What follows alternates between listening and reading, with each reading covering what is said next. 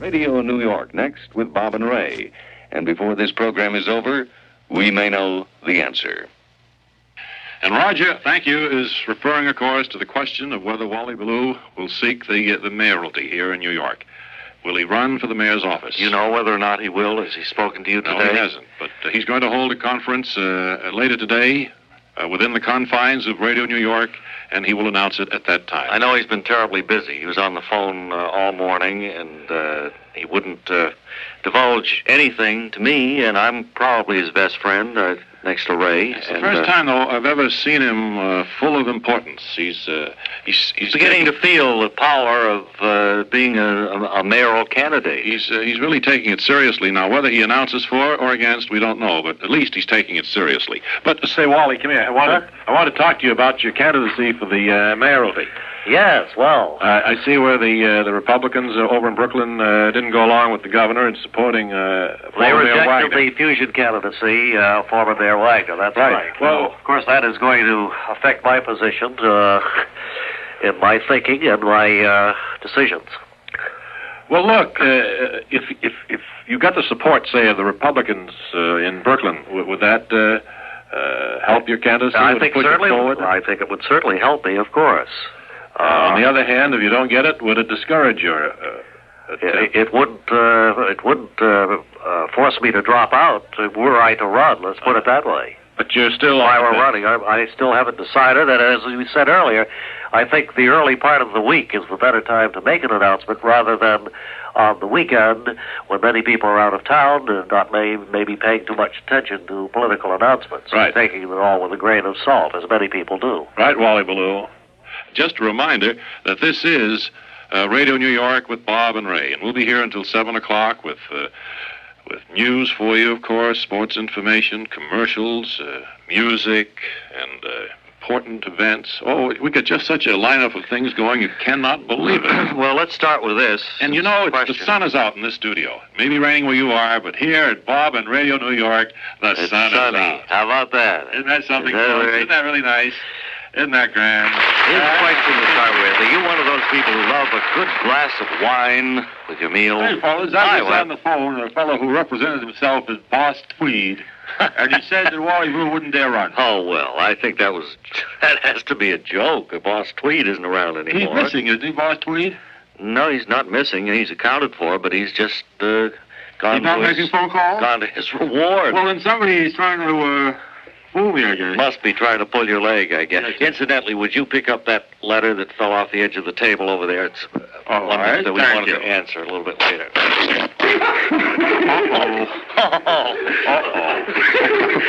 Hope those weren't good trousers.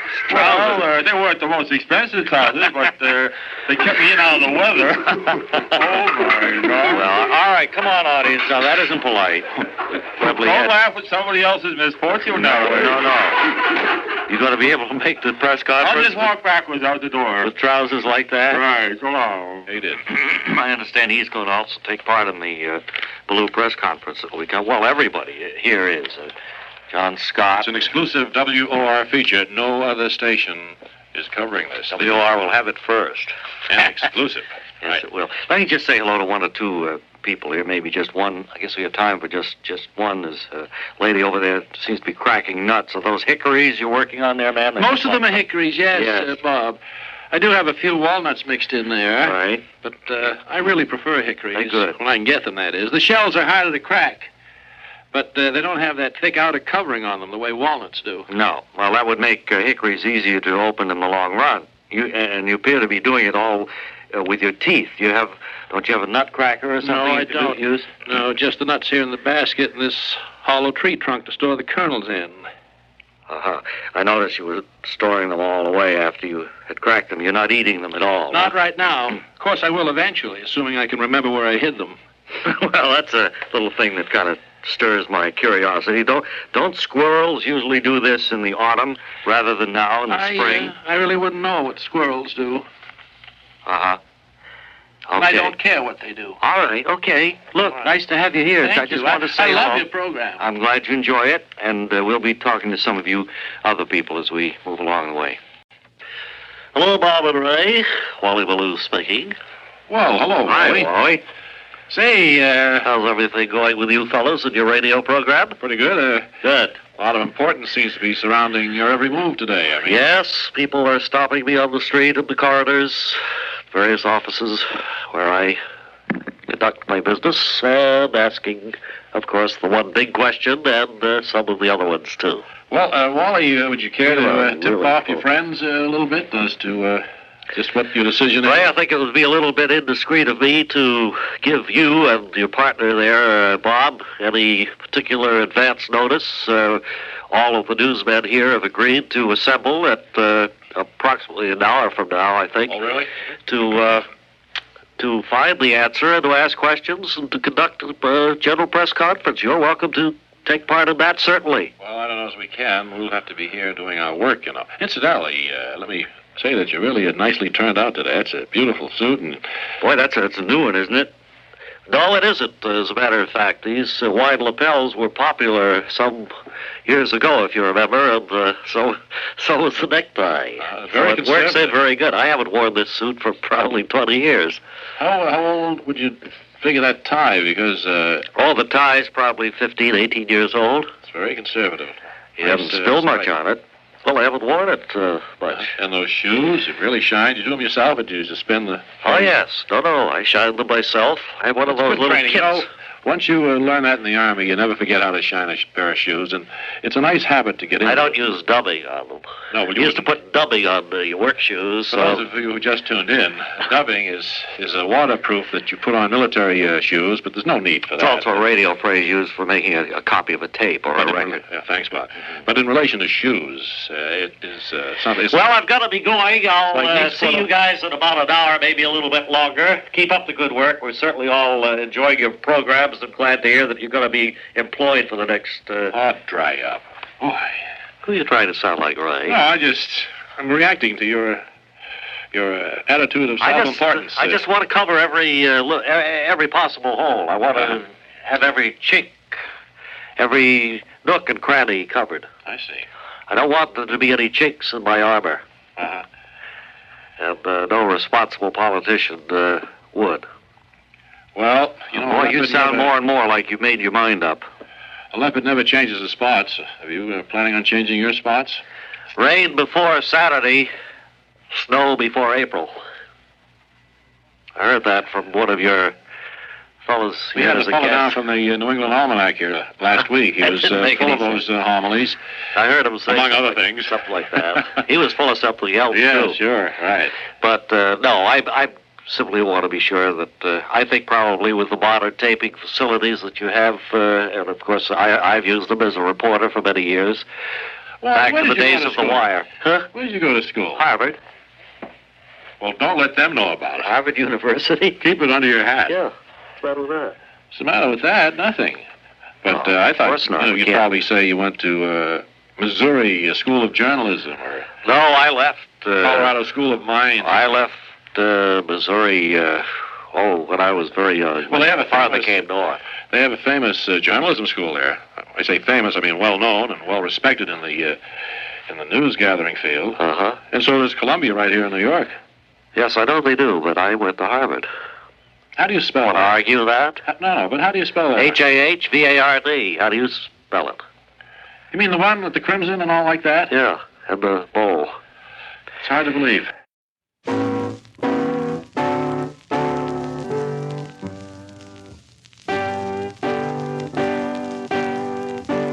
And now, with his stirring theme, Old MacDonald Had a Farm, recorded on the piano by his wife, we present the Bob and Ray agriculture expert, Dean Archer Armstead, director of the Lackawanna, New York field station. Dean, it's a real pleasure to see you again. We have been considering now, for the past few weeks, snow rot. Snow rot. That's right. That, of course, would be the excess of moisture, which causes plants to suffer due to over-moisturization. Or would you put it no, that way? you're wrong. No, actually, snow rot attacks grass, and it isn't blamed so much on the extra moisture. Instead, it's been packed down on the grass so long that this red type of leaf appeared. Well, I understand. The best thing to do for that is to scrap it out and to reseed. Isn't this much of what you got to watch for? for acid soil. I understand. Lime. Yes, well, I think on a future broadcast we have that scheduled for discussion. We were interested in the spring flowers this week, and what's new? Well, same. No, I meant what's new in the spring flower line. Any new varieties of gladioli? Well, of course they're not what you'd call a spring flower. Your daffodils, your crocus, your pussy willows, your lilacs. Mm-hmm. Those are what you can... Goldenrod, of course. Well, that's a weed. Weed, yeah. But I mean, of your cultivated flowers, your daffodils, your tulips. Right. And your pussy willows and those things. Because Right. pussy willows grow wild, too. That's They right. need a very acid soil. Mm-hmm. Which, of course, gets right back to snow rot, but our time is almost up, and I don't think we can go into it at any greater length today. Suffice to say, Dean, that you are busy at the field Scratch station. it up, though, that snow rot. And I suggest you do it right away. You can see it. It's right there. Snow rot. Right then. So much for Agriculture Now from the Bob and Ray Farm Director, Dean Archer Armstead. On behalf of Bob and Ray's campaign for a transistor radio in every home, this is award-winning reporter Wally Ballou at Professor Matthew E. Pulsiver's Computer Center. And what are you working on, Professor? We've received some amazing figures from a group of radio people, and they'd like us to illustrate the figures with colorful comparisons so that the figures might be more easily understood. What are the figures? There were 31 million new radios sold last year, bringing the total in the United States to 242 million, or 25% more radios in this country than people. Amazing. It certainly is. Oh, here come the comparisons. If all the radios in America were loaded into freight cars, it would make a train long enough to stretch from Chicopee, Massachusetts to Boone, Illinois. Here's another one. If all the radios were put in one place and turned on at the same time, they'd make a noise loud enough to be heard in Lima, Peru. Now listen to this one. If all the radios in the United States were dumped into the Grand Canyon, it would fill it halfway up and make quite a mess, too. Professor, what does it all mean? Darned if I know. Ray, I'm down in the studio audience with my portable microphone. Good. Have a good time, Bob. Just have a minute to say hello to one or two of the people here. Oh, it's part of the show. Hello. How are you? Fine, thank you. Can you stay over until tomorrow's program? Because we'll put you up at the Bob and Ray Hotel tonight. That's a flea bag. I've heard of wait. that. Now, you'll have very fine accommodations over there, and we would like to talk to you at greater length. Well, all right. Tomorrow. That'll How's be that? fine. Will that include continental breakfast, too? Until 9 o'clock. Yeah. Wonderful. Donut and coffee. Wonderful. But now it is time to go. Till tomorrow. Thank you, Bob. Come on up on the stage. Okay. Until tomorrow, then, this is Ray Goulding reminding you all to write if you get work. I'll say goodnight from down here. Okay. And Bob Elliott reminding you to hang by your thumbs.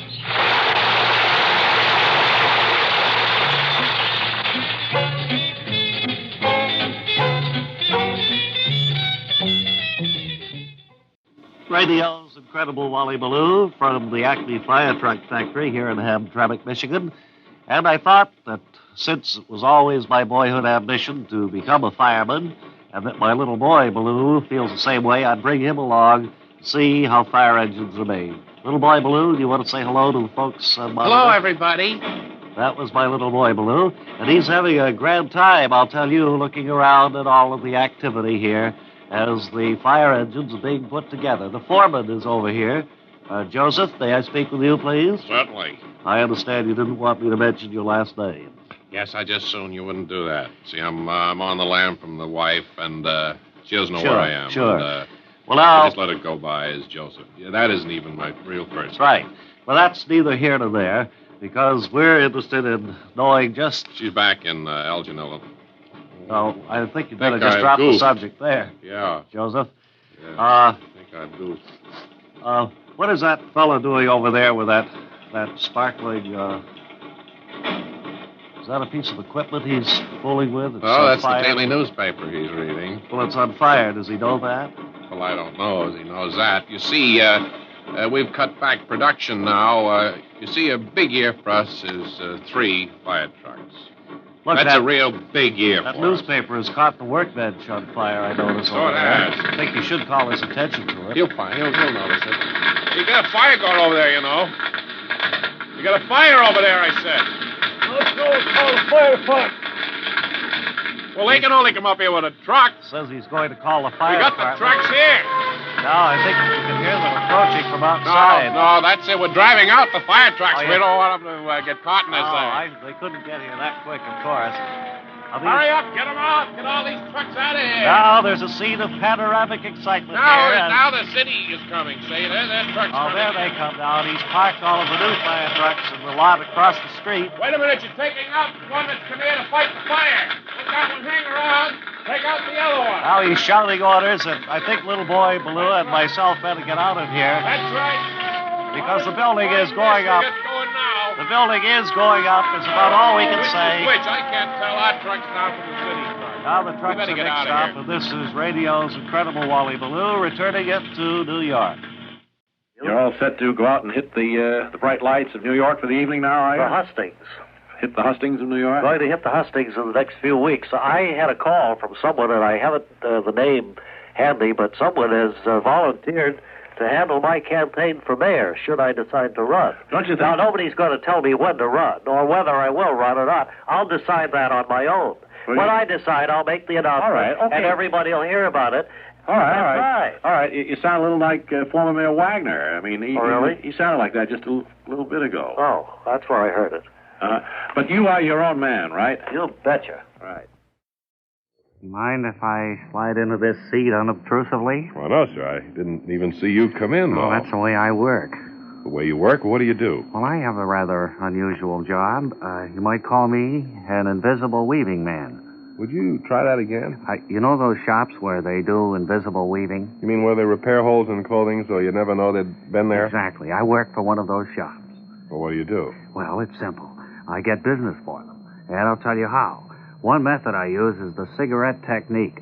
I slip unnoticed into a crowd of people, then I hold my cigarette against the coat of a man who looks as if he could afford a reweaving job. You mean you burn a hole right through the coat? Aren't I terrible? Next, I slip away unnoticed, approach the man from another direction, and hand him my business card, telling where the invisible weaving shop is located. Then I disappear. Well, don't you ever get caught? No, I'm very sly. If there's any danger that the burning cloth might be smelled, I use the grater. You use a what? Grater. Small vegetable grater. Suppose you're on a bus, swaying back and forth. I slip the grater over my knuckles and sway back and forth until I rub a hole through the jacket. Then you have the gall to hand your victim a business card? No, in that case, I just leave it in his pocket. Well, you're a character, all right. Oh, awful. My mother and father threw me out of the house when I was 6 years old. But I have a new idea which pleases me because of its sheer ingenuity. Well, I'll bet this one's going to be good. This will save me from mixing with crowds, which I loathe, and riding in buses, which I detest. It involves moths. Moths? M-O-T-H-S. Moths. I'm raising them in my cellar right now. So what are you going to do with them? I'm going to make up little packages which include moth eggs, just ready to hatch. Enough moth food to sustain them until they're strong enough to start chewing on the cloth. And, of course, my business card. And then? Then, in a surreptitious manner, I shall leave these packages in the pockets of clothing, which I shall find hanging in various closets. Aren't I a fiend? You certainly are. When I was 7 years old, I went back home and threw my father and mother out. Well, I've got to be going now. May I use your ashtray to put my cigarette out? Use that one right there. Thank you. Good day, gentlemen. So long. Hey, Ray, What? you got a big burn right in the front of your coat there. Where'd that come from? I don't know. Somebody left a business card here on your desk. Ray? Oh, hi, Wally. Yes, Wally Ballou, ladies and gentlemen. I'd like to have you meet another member of my family. Well, I would love to. Last week, on my broadcast from the fire engine factory, I introduced my son, little boy Ballou. And That's right. Now I'd like to have you meet my wife, Holla. Holla, this is Ray Goulding, Bob Elliott. Hello. How do you do, Miss Hello. Ballou? Holla, Ballou. That's right. Yeah. She came in to see how I wanted to see how all this was done. all of this was done and I how radio worked. been listening to it all the time, ever since Wally was on the air. Well, I should imagine you're very proud of your husband. He's covered a great many noteworthy and newsworthy events in his career with us. Yes, You we're listen to all all- very proud of Wally. Walden. She listens to all my broadcasts, tapes them at home. I have a tape, and I tape Walden's work. Then what do? Sit down on a Sunday night and That's listen right. to all of them? Well, then the only way you can improve is to listen to yourself. We got 4 complete 12-inch reels of nothing but Ballou interviews. That's right. We thought maybe someday they'd be worth a lot of money. Well, I don't know just how they'd be covered worth. almost every aspect of American life. Well, of course he has. Industry on the march, scientific discussions with important people. Second only to W.W. Chaplin, I've been told.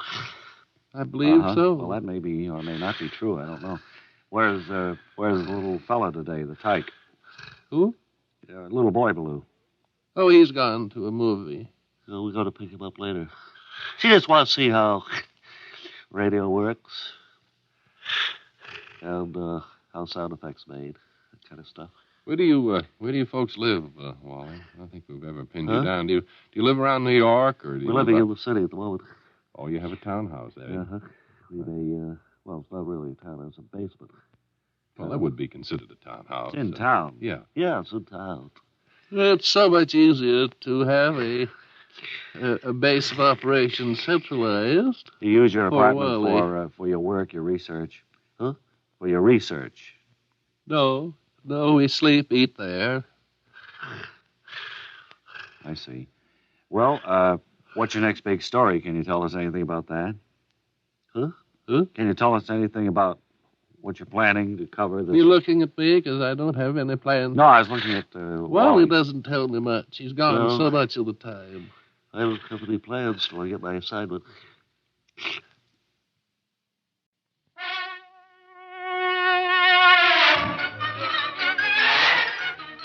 Here now, to say this week's song in her own particular style, is our song saying Lady Natalie Attired.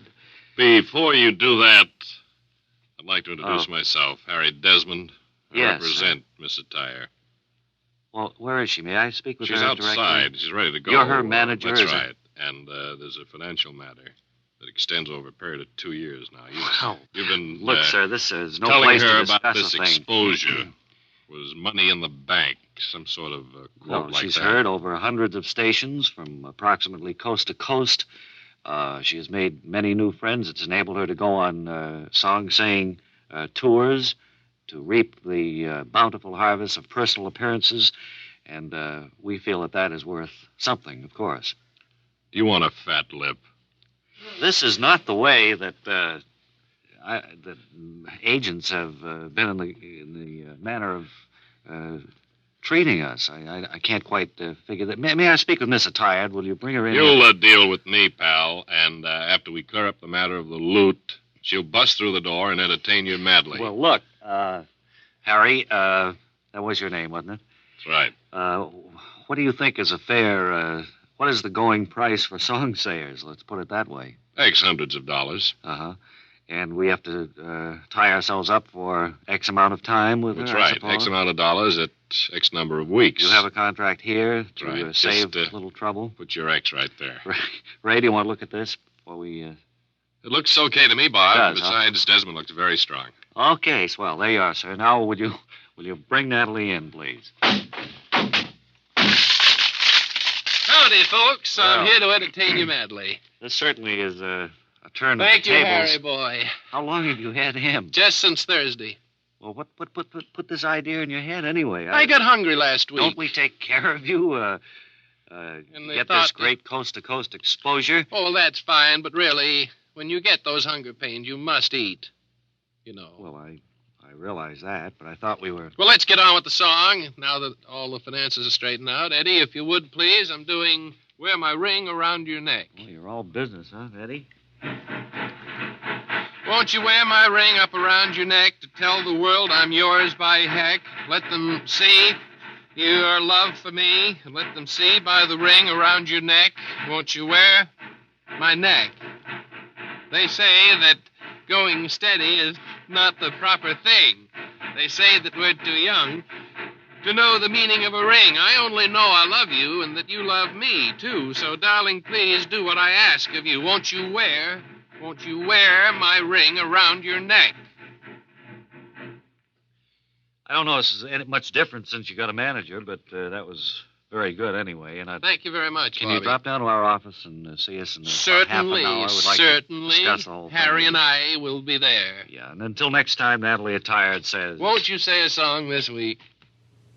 A vast new cave has just been discovered in West Virginia near the town of Nitro. And today, a group of experts are exploring the labyrinth of underground passageways and caverns never before seen by man.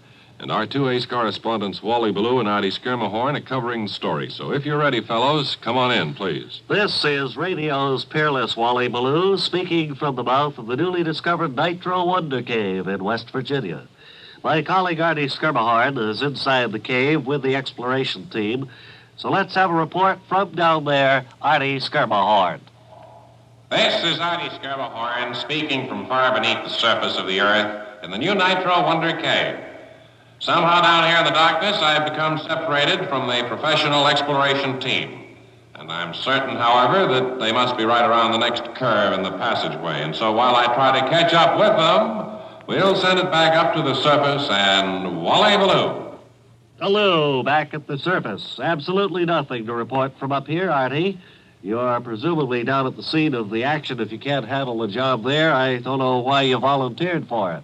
If you'll remember correctly, Wally, I did not volunteer for this part of the assignment. You were too cowardly to go inside the cave, and that left the job pretty much up to me. I'm down here alone in the darkness while you're up there basking in the fresh air. Just don't forget that. The question of cowardice didn't even come up, if you recall, Artie. It's just that you want to hog all the glory and then inevitably botch the thing. Just a moment. I've made a tremendous discovery down here, Wally. I've just entered a mammoth chamber which contains artifacts of what must be prehistoric man. Are you listening? All around me are large kettles and other vessels, some of which have copper coils coming out the top. It's my guess that I've stumbled on a room where ancient man made a distilled beverage of some type. And while I investigate further, I'll send it back to Wally Ballou on the surface. Appears that my colleague Artie Skirmahorn has stumbled across a scientific discovery of major importance. No previous record has ever been found in West Virginia of a caveman capable of making utensils out of metal. Do you have anything further to report on the discovery down there, Artie? Judging from the aroma, I'd say that this chamber was used to make some sort of potent beverage out of grain, probably corn. And now I see flashlights at the far end of this cavern, which must mean that the rest of the exploration team has caught up with me here. Look, there's some guy over there messing around the cooker. You're going to let him have it. Just one moment, my good man. I am ace radio correspondent, Artie Hello, Artie Skirmahorn. Hello, Artie Skirmahorn. Well, apparently Artie has allowed his equipment to become unplugged down there in the cave. Nothing further to report on the surface, and this is Wally Ballou sending it back to Radio Central. Calling George Meade, I was about to introduce a feature that Wally Ballou made last Saturday. This is a tape that he made while he was killing time, waiting for the parade to start. Would you roll that, please? Wally Ballou killing time here before the parade starts. There's some 30 or 45 minutes before any actual action takes place, so I'm going to chat with a gentleman here who seems to be in a rather unusual line of work. He's wearing a uniform and bearing firearms. I understand it, sir, though you're not a member of any branch of our nation's armed forces. No, not in the federal sense of any of the things like you get drafted for, anything like that. Right. Actually, I'm employed by the city. I'm what is known as a policeman. A policeman. And are there others with that same title here in New York who make up some kind of a local militia or what? Well, yes, there are other policemen in New York besides myself, but we're not exactly what you'd call a militia. I mean, a militia would mostly wait around to fight off invasions, put down revolutions and things like that. But that's not what policemen do. Well, your group doesn't care about invasions and revolutions? Would I be correct saying that? Well, I wouldn't want to go on record as saying we don't care about them. It's just that the average policeman spends more time hunting for criminals, see? How's that so? Well, how do you know where to hunt for them? Well, I don't know we hunt for them in any special place. Usually we just wait for people to call in and tell us about crimes that have been committed, and then we start hunting around for the criminal. You know, neighborhood places like that. Why do people bother to call you? Don't they have the necessary license to hunt for criminals themselves, or have most of them already bagged their limit for the season, or just what's the story there? Well, it's not exactly a question of having a license, and there's no quota on the number you can get. It's just that most people don't particularly want to go out and hunt for criminals. They'd rather call a policeman and have him do it. Well, that's a lucky break for you policemen, having to field all of yourselves that way. I suppose the government pays you a bounty for every criminal you get? No, it doesn't work that way at all. No, we just pay the regular salary. If it doesn't make any difference how many criminals we shoot or anything. Well, it just takes the sport out of the thing, doesn't it, a little bit? Well, to tell you the truth, the city isn't really too hot, about having us to shoot people like that. Oh. In fact, the police official prefers to bring them in alive. Do the officials have some sort of a plan for putting them on display in one of the parks where people can feed them peanuts? No, the city doesn't put its criminals out where you can feed the peanuts. In fact, most of them aren't even kept here in town. They're sent away up the river somewhere. Oh. And then the people up there eventually turn them loose again. And then that way you police would have a chance to hunt for the same ones more than once. Well, sometimes. Of course, when they're turned loose, we have to wait for them to commit another crime. Sure. And start hunting for them again. Otherwise, they're not criminals anymore. Well, I don't know. I don't want to offend you, but it sounds kind of silly to me. I'm certainly not surprised that the idea hasn't caught on in any other city. Yeah. Thinking back over the way I described it to you, I'm inclined to agree with you. Now, if you'll excuse me, I have to go down and turn the switch down at the corner so the light will change color every 90 seconds. Well, what in the world has that got to do with hunting criminals? I don't have the slightest idea. Goodbye. This is Wally Ballou covering the parade. I'll have more reports with my broadcasting partner, Artie Skermahorn, a little bit later. Now back to the studio. I think right now we should play those tapes that were brought in by Wally Ballou. That's right. This is the 4th of July parade description that Wally and his broadcasting partner, Artie Skermahorn, covered. Was this on the air at all, this broadcast? It was made for use today. I haven't heard it, though. Okay. Well, is the tape ready to go? Okay, let's hear it. This is radio's highly regarded Wally Ballou, winner of 16 Diction Awards, greeting you from the 4th of July parade here in New York City. Before describing any of the activity here, I'd like to introduce and call in from his vantage point my broadcasting partner, Artie Skermahorn. Can you hear me, Art? Skermahorn here. Thank you, Wally. Yes, this is Artie Skermahorn, here to assist Wally Ballou in the broadcast of the annual 4th of July parade. I see a... Excuse me, Artie, this is Wally Ballou again from my vantage point. I hated to interrupt you, but there is a band rounding the corner, heading across. Let's go down and pick up... No, I'm afraid we missed that music. Is there anything going on at your point, Artie? Up at this end, Wally, we have a group of children parading by now, and there's, yes, a band in back of them. So, engineer, let's swing down and... Same thing seems to have happened here, Wally. Back to your vantage point. Better luck next time, Artie Skermahorn. Oh, wait a minute. There is a band now, and I think if we swing our parabolic microphone down, we'll catch it. A little bit. Fine. Artie, can you describe the view that you're looking at right now? Hello? Yes, Wally, I could. It is a beautiful day. I can count, let me see, must be 1, 2, maybe 15 bricks placed one on top of the other. And this has been carried on in some sort of a sequence so as to make what I would call a wall. Artie, excuse me, this is Ballou again. I think you're describing the wall. If you turn around, I think the parade is behind you, Art. Will you try that, please? Right. You're so right, Wally. That's true. And there's a band coming, so let's swing down now and pick up some of that exciting martial music, shall we? You missed most of that, Artie. This is Wally Ballou, back at my vantage point. Right now, there seems to be some trouble. 44th Street heads into... Let me interrupt just a moment. There is a break here on 44th Street. It doesn't carry all the way through. It's necessary for the route of march to go through Grand Central Terminal. So that will be a delay, more or less. Well, what do you think of that? I don't think we should put it on the air at all. No. So, they didn't cover anything. No, I don't think we'll broadcast that. Anyway, that was the big 4th of July parade. You want me to do the introduction again today, Ray? You're Kent Lyle Birdley? Or who are you? I was the announcer assigned to sit around here. Do it again, please, will you? Now, once again, Bob Elliott and Ray Goulding present the CBS Radio Network.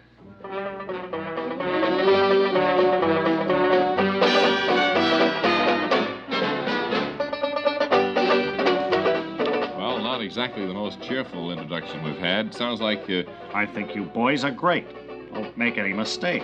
No, it's just the way you say And things. I love the network. You know, your voice would indicate that you were angry with either Bob and Ray or the network or both. Furthest thing from my mind. No, it's just the impression. Isn't that funny? Been here for years and loved every minute of it. Yeah. It's funny how some people give the wrong impression, and they go through life, people saying that person's egotistical or different or indifferent, and actually he's... just his style, yeah, his way, that's all. It's distinctive. Self-conscious or something. Well, I'll just go over and sit down. Okay, see that you do. And I hope you're comfortable. Don't get that way, Ray. No, I'm just trying to show you how you sound. See? Did you break that chair? Yes, it looks like it's broken. But I'll pay for it. Okay. Now, are you really mad or just... No, I'm not mad. It's hard to figure you out, sir. But for a minute there, without looking at him, I thought it was Kent Lyle Beardsley. Hello, Ray. Oh, here he is, though. This is really Kent Lyle Beardsley. I'd like to go into a little discussion if you have the time, and which we didn't have time to go into yesterday, Ray, concerning Wally Ballou and his special events coverage. Right. Isn't your week up? You're walking around money running out yet? Ray, I'm on my own money now, pal. Oh? And I thought I'd stay here in Big Town a while. How's that? You're on your own money. You've... Had a letter from home. Oh? So I'll be able to stay here probably until I get my feet on the ground. Uh-huh. What were you saying about Wally Ballou? Well, I just thought that coverage that he did of the parade yesterday was a bit off the beam from being truly professional. Well, would you blame that on Wally Ballou, or would you blame it on Skirmahorn, or the engineer, or the producer, whoever was responsible? Ray, I think your engineers do just a grand job, and I wouldn't want to say anything about any one of them. I can't believe that they could have... He really plays it cool, doesn't he? They could have caused any... Hi, Wally. Hi, Ray. We'll let us go. Wally, Hello, Kent. You know Kent Lyle Beardsley? Yes. He was just making some... Hello, Wally, pal. Kind of sideways swipes at your That's broadcast. So? How do you mean? What didn't you like about it? Well, it was... Just seemed to me you didn't know what you were doing up there, and I was just calling it to the boys' attention. I wonder if you two fellas could go out in the airlock. Well, I knew what I was doing. And while you go out there, Bob, you come forward and do a Fritos corn chips announcement for us. Okay. Okay, singers, if you would.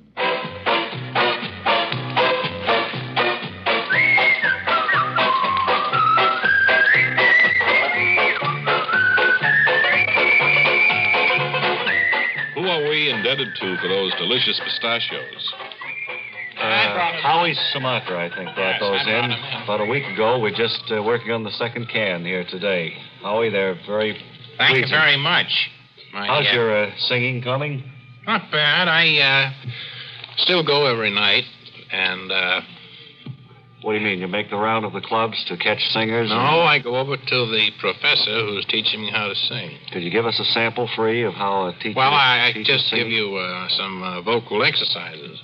Nee, nee, nee, nee. What's that, for the nasal... That's to see if I have any adenoids. Mm-hmm. And then how about the wall? Well, that one, too, is...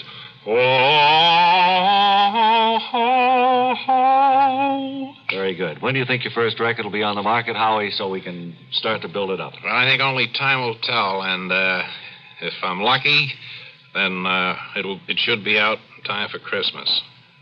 Well, that doesn't give you much time. Do you know that we are concluding our 60th consecutive broadcasting day here at CBS? You're a 60th? This is our 61st, I think. Is that so? Mm-hmm.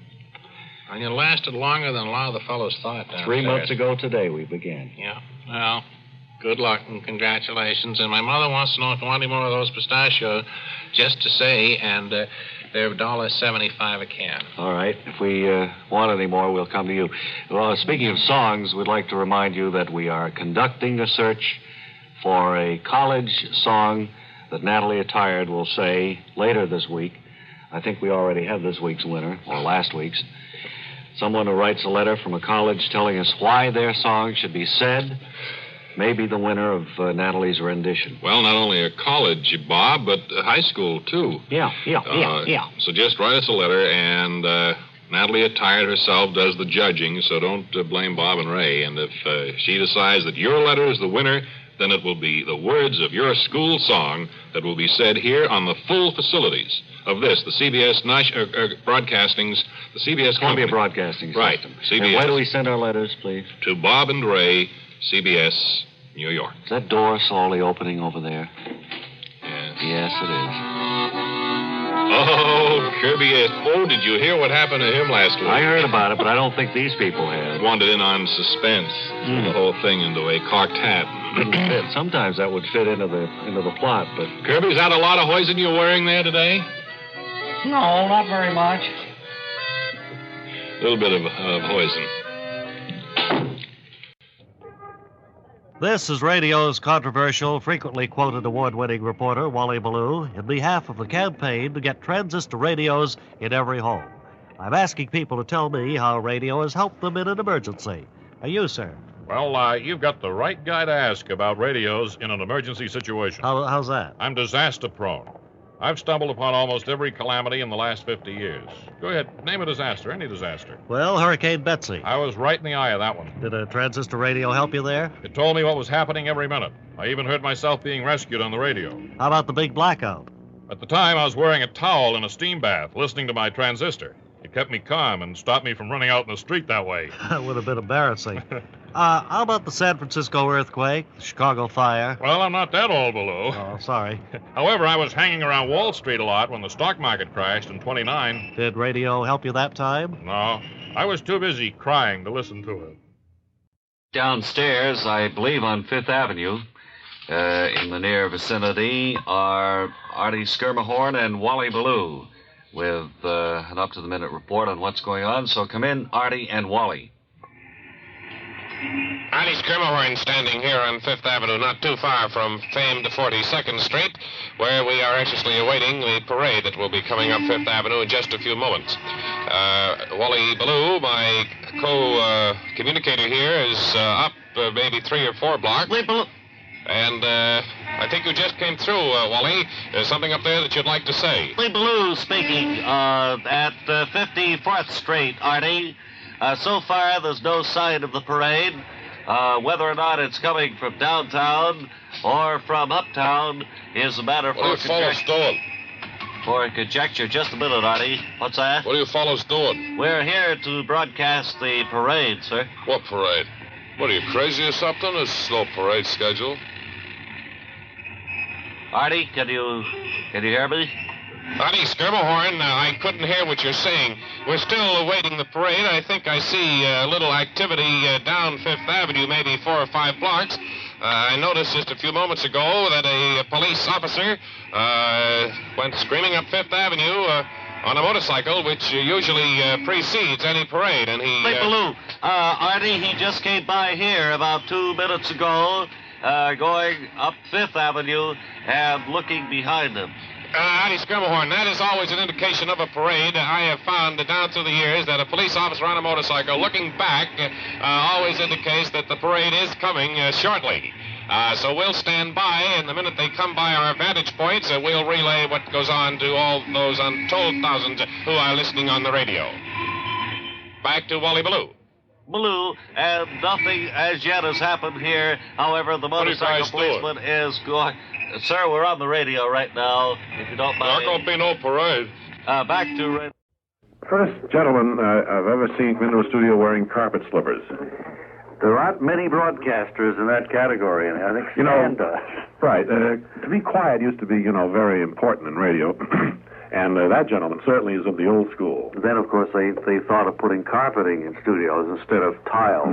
Right. Which is nowadays about the same price, I guess. So you don't have to worry about walking lightly, carefully. Being a possibility. I think Ray's going to talk to you now. For mayoralty campaign here in New York. Ray's going to talk to you now. Wally? Huh? Come on up here with the microphone. I've cautioned you before about speaking off microphone. I was talking to Bob. He was over there. It's quite disturbing. If you try to listen on a small radio, to have somebody way off microphone. Oh, okay. Okay. Now, What do you think about, well, for instance, food prices and things like that? That's one of the first things I would tackle, certainly, if I became mayor. And I haven't decided whether I'm going to run for mayor or not. I want that perfectly Well, clear. Robert Wagner hasn't either, so you're in the same I'm boat. going to wait till I make my own decision, then I'll make the announcement officially to you and everybody else, as I said before. However, I hope you'll give it to WOR first, though, as an exclusive. I certainly would be happy to do that. All right. I think what the only answer to the high cost of food is to go back to the Victory Garden idea. You mean of planting tomatoes and green peas? Any little spot where there's a little soil you can cultivate, put a little mulch in, and you plant a few tomatoes, you plant a few string beans, a few hills of corn, and you grow a little food, and that certainly would cut down, I think. The answers roll easily from you like that, but what about a person who lives in an apartment in New York City? Where's he going to get a little patch of land to raise tomatoes? Well, of course, that's a problem that would have to be taken up once I became mayor. And as I say, I haven't even decided that I'd run for it yet. Well, the way you dodge around things like this, I think you'd make a pretty good mayor. I really do. What I was going to tell you about, Ray, was that I was speaking with Artie Skirmahorn just moments ago, and if I should decide to run for mayor, he has more or less come out and decided he'd run for controller. You mean he'd fill out your ticket and run for controller? Right.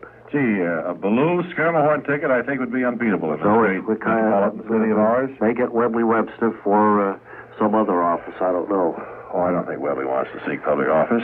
Well, what do you feel, Wally? I mean, I know you haven't made up your mind yet, but are you this way or that way? Well, have you given it any thought, Wally? Yes, I've given it quite a bit of thought. Mr. Wagner says, forget it. Well, he said it to the Republicans. Yeah. He hasn't said forget it, though. He hasn't said he isn't going to run. Mr. Markey said, include me in, he said. Les Myerson said, include me out.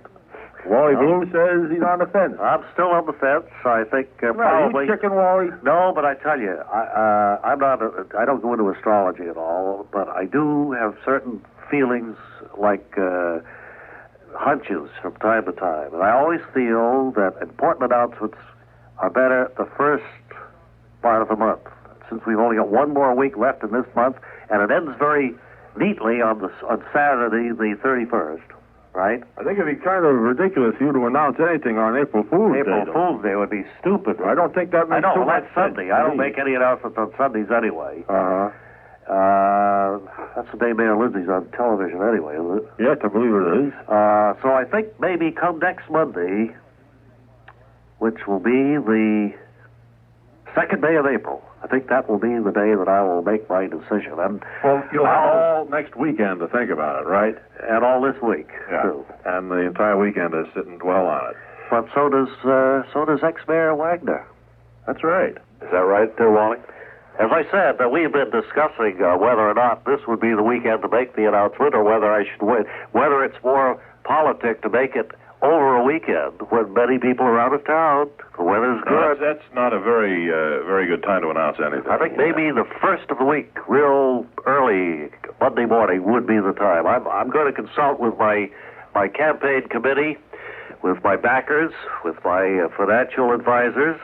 How much money does it take to run for mayor? Have you given it any thought, Wally? It takes a great deal. It does? And it takes more than guts. Financially, it takes quite a bit. Where then are you looking for your financial support? I have no worry about that. I'm not looking to Bob or myself, because we just don't have money for frivolous things like that.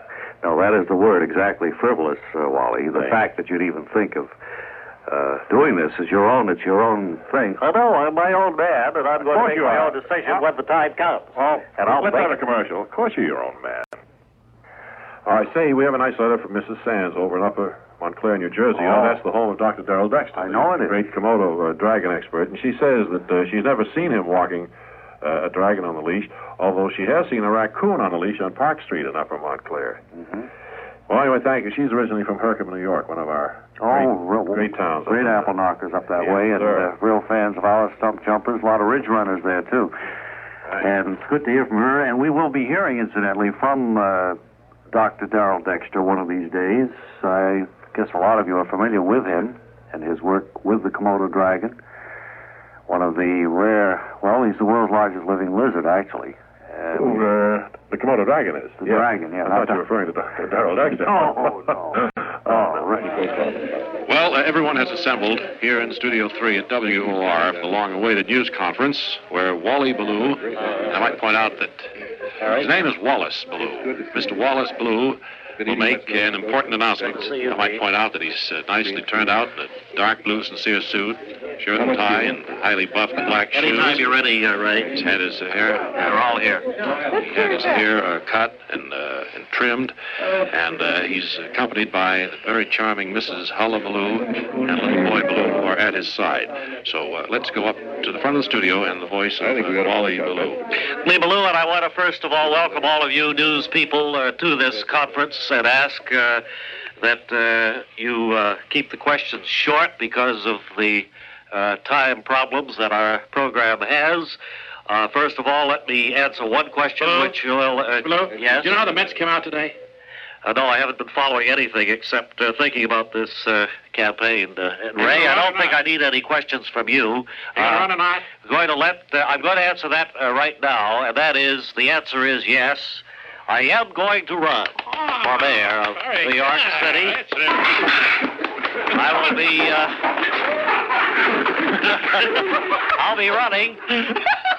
I'll be running on the fundamental party ticket. I believe in the basics, the essentials, and that will be the essence of my campaign. And now I'm ready to throw open the conference to any questions you may have. Lester Smith, I think you have the first question. You have your hand up. Mr. Ballou, this is Lester Smith. I'd like to know if your decision to run is based on your thinking that Robert Wagner will not run, and if this is the case, have you worked this whole deal out with Alex Rose and Governor Nelson Rockefeller? Well, Les, you and I have known each other a long time. It goes back a good 25 years at least. And I have worked no deals with anyone. I'm my own man. I'll be running the campaign on my own. I'll be accepting advice naturally from those who are in a position to give it. But no, I have made no deals. Walter Spencer, what's a movie critic doing here? Well, go ahead. Mr. Ballou, Walter Spencer, the movie critic on the John Gambling Show. Right. During Mayor Lindsay's administration, much has been made of a drive to try to clean up Times Square. You've been around Times Square now here at WOR for a while. Right. If you're elected, do you think it's dirty enough as it is? Well, I think that's... Ray, Ray, you don't need to... I think it's a little bit facetious, and I would like to say that as long as Mayor Lindsay isn't going to run again, I think he has done quite a good job at making a stab, at least, at cleaning up the Times Square area. What are you going to do about it, though? All right, John Scott? Mr. Ballou, I do not want to ask any questions. That's not John Scott. But I have one in mind. What subway would I take to go to the Bronx? Well, I'm sorry, I can't answer that. I haven't looked into the subway situation too clearly. Well, you can't look in. They're all covered with writing and everything. Yes, right. John Scott, go ahead. I think you had a question. Mr. Ballou, in 1968, Mario Procaccino promised that he would push methadone if elected mayor. Will you do as much? I don't know what Mr. Procaccino announced. I haven't looked into that, and I haven't made up my mind in particular on that I bet you can't subject. even spell Procaccino. It is a subject, of course. Well, can you, Ray? Let's see you spell it, Ray. I'm not running for any office. Well, okay. I'll find out how to spell it before we get to the down to the nitty-gritty of the campaign. Let's see, who's Peter Roberts? You have a question, do you? Mr. Ballou, I do not want to ask any questions. That's not Peter Roberts. But I have one in mind. What subway would I take to go to the Bronx? Peter, already answered that I don't know the subway you take. Pete, another gentleman, friend of mine for many, many years, a man I highly respect. What is your question? Mr. Ballou, Peter Roberts here. With your prescience, I wonder how you have the perspicacity to run. Well, I think you've been using a little bit of circumlocutory skill in asking that question, couching it in absinthian vehemence, Mr. Roberts, so that comes through. The very nature of your question smacks of paraphrastic casuistry, and I don't think that it deserves an answer. It's paralogistic on the one hand and incapacious on the other. Wally, I think you're amplified. I don't need the help of the word wizard either. That lady over there? I think I recognize her. Ma'am?